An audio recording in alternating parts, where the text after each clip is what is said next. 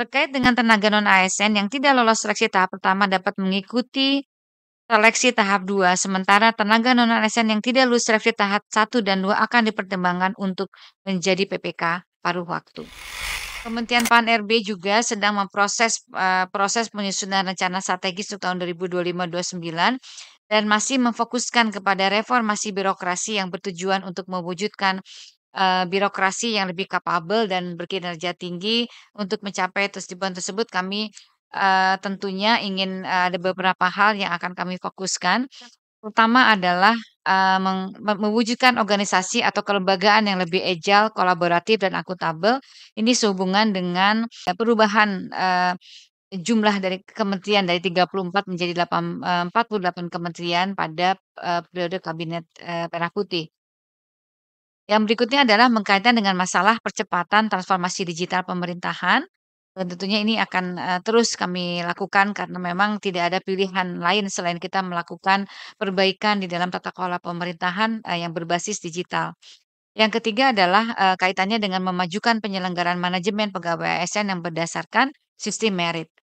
Kemudian, terwujudnya penyelenggaraan pelayanan publik yang berkualitas inklusif dan terpenuhinya rekomendasi dari OECD ini kami masukkan karena memang, kebetulan juga, kita sedang, sedang berusaha menjadi anggota OECD. Nah, sasaran strategis tadi yang kami sampaikan tentunya akan kami jabarkan di dalam program-program yang lebih mengarah kepada kondisi-kondisi yang lebih spesifik.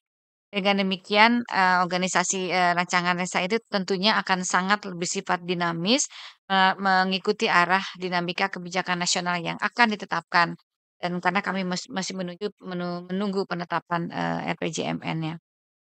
Selanjutnya, Bapak Ibu pimpinan anggota DPR, izinkan saya menyampaikan laporan kaitannya dengan masalah manajemen ASN dan digitalisasi, birokrasi. Dalam upaya memperkuat digitalisasi manajemen ASN, saat ini Kementerian PAN-RB dan BKN sedang fokus dalam menginteroperabilitaskan berbagai layanan pengolahan ASN dalam satu portal, yaitu dengan nama Smart ASN. Layanan ini yang akan diintegrasikan meliputi layanan yang berkaitan dengan perencanaan pegawai, pengadaan pegawai, budaya kerja, pengawasan, kinerja, talenta, kompetensi, sampai dengan penghargaan. Jadi dari gambar ini Bapak dan Ibu bisa melihat itu adalah, layanan-layanan dari, kepegawaian yang akan kita integrasikan dan ini sudah, mulai kita, lakukan soft launching dan masih dalam, proses, eee launching terbatas untuk, kita uji cobakan kepada para pegawai. Jadi kami berharap bahwa nanti layanan-layanan seluruh pegawai di seluruh Indonesia dapat dilaksanakan secara digital. Kemudian kaitannya dengan pengadaan ASN dan, penataan non-ASN, pada tahun 2024 pemerintah akan mengarahkan pengadaan CASN pada 4 hal penting, yaitu pertama, fokus pada pengadaan ASN di sektor pelayanan dasar seperti guru dan tenaga kesehatan. Yang kedua adalah mengoptimalkan penyelesaian masalah-masalah tenaga non-ASN. Yang ketiga yaitu merekrut talenta-talenta baru, lulusan fresh graduate. Dan yang keempat adalah mengurangi rekrutmen untuk jabatan yang terdampak oleh transformasi digital. Dan di tahun 2024 ini pemerintah akan merekrut lebih dari 1,2 CASN yang terdiri dari calon PNS atau CPNS dan calon, PPPK dengan rincian sebagaimana, Bapak dan Ibu, bisa lihat di dalam, paparan maupun dari bahan yang sudah kami, sampaikan. Total CPNS yaitu formasinya ada 248.970 untuk pusat 114.546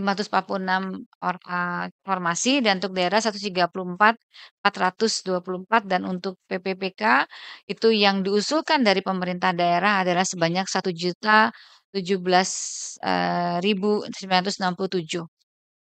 Nah kemudian, Bapak dan Ibu izinkan juga saya menyampaikan, dasar hukum daripada pengadaan, ASN tahun 2024 ada dasar hukum yaitu Undang-Undang Nomor 20 Tahun 2003 tentang ASN dan terima kasih atas dukungannya bahwa memang kami sekarang sedang berjuang untuk menyelesaikan peraturan pemerintah.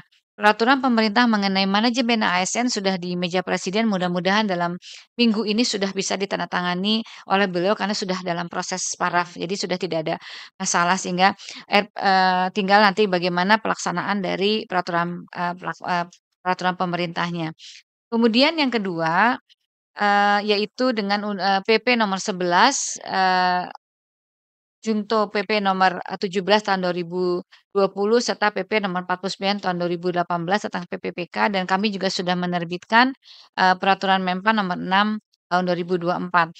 Dan untuk pengadaan ASN ini ada beberapa keputusan Menpan yang kita sudah disesuaikan, eee kaitannya dengan untuk penilaian-penilaian baik untuk PNS maupun PPPK, terutama untuk kaitannya dengan nilai ambang batas, kemudian persyaratan dan mekanisme dan lain sebagainya sudah kami, keluarkan pula.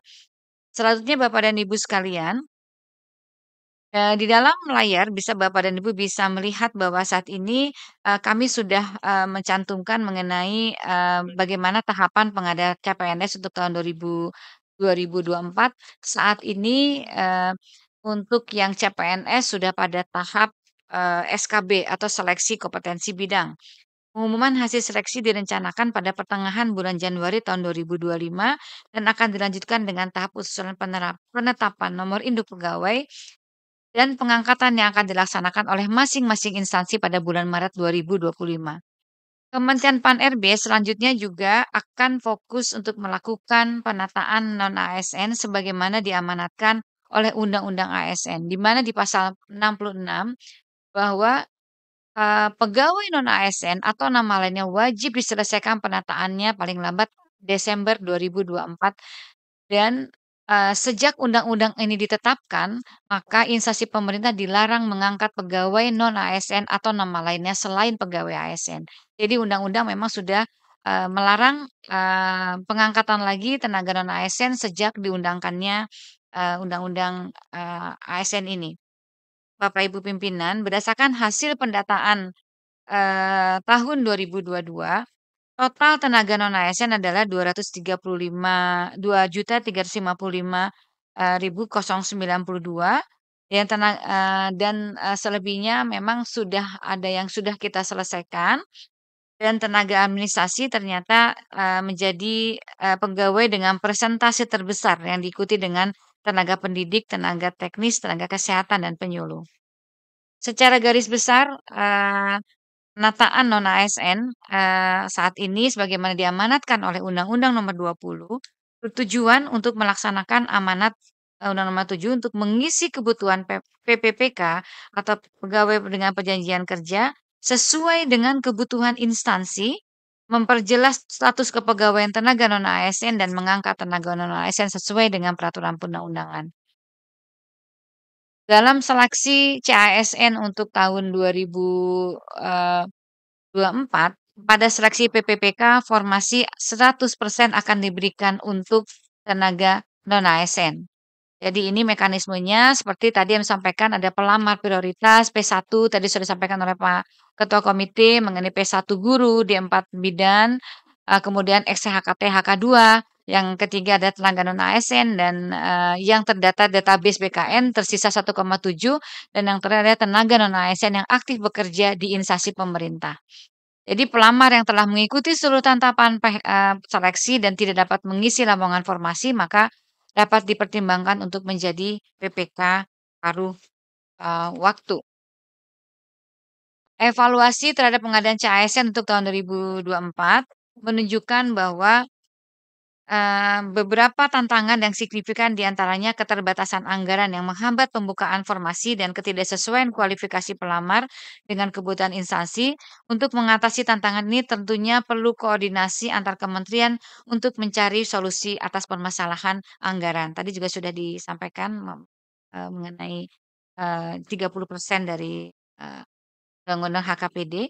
Selain itu juga, terkait dengan tenaga non-ASN yang tidak lolos seleksi tahap pertama dapat mengikuti Seleksi tahap 2, sementara tenaga non-ASN yang tidak lulus seleksi tahap 1 dan 2 akan dipertimbangkan untuk menjadi PPK paruh waktu.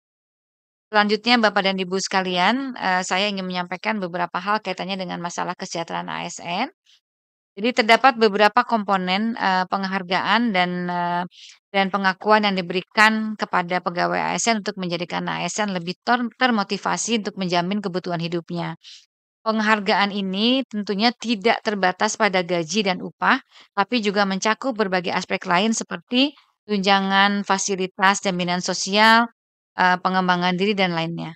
Secara khusus bagi ASN yang bekerja dan mengabdi di daerah 3T akan diberikan insentif dalam bentuk penghargaan dan apresiasi pemerintah terhadap pengabdian yang telah diberikan. Jadi untuk yang daerah 3T. Kaitannya dengan pembinaan IKN, Bapak Ibu sekalian, dalam rencana pembinaan ke IKN tentunya kami akan berpedoman kepada arahan Bapak Presiden Prabowo Subianto. Beliau telah menetapkan beberapa target penting seperti pelaksanaan paripurna tahun 2008 dan pelantikan Presiden 2009 di IKN. Ini dapat kami sampaikan bahwa pada saat ini mengingat terjadi perubahan kementerian Kabinet Merah Putih dari 34 dan menjadi 48, tentunya merubah konstelasi perencanaan yang sudah disiapkan, karena perencanaan yang sudah disiapkan itu adalah untuk, kementerian yang lama dan ini kementerian-kementerian yang baru saat ini sedang melakukan penyesuaian-penyesuaian, melakukan adjusting terhadap, organisasi dan, para pegawai, yang akan mengisi kementerian yang baru.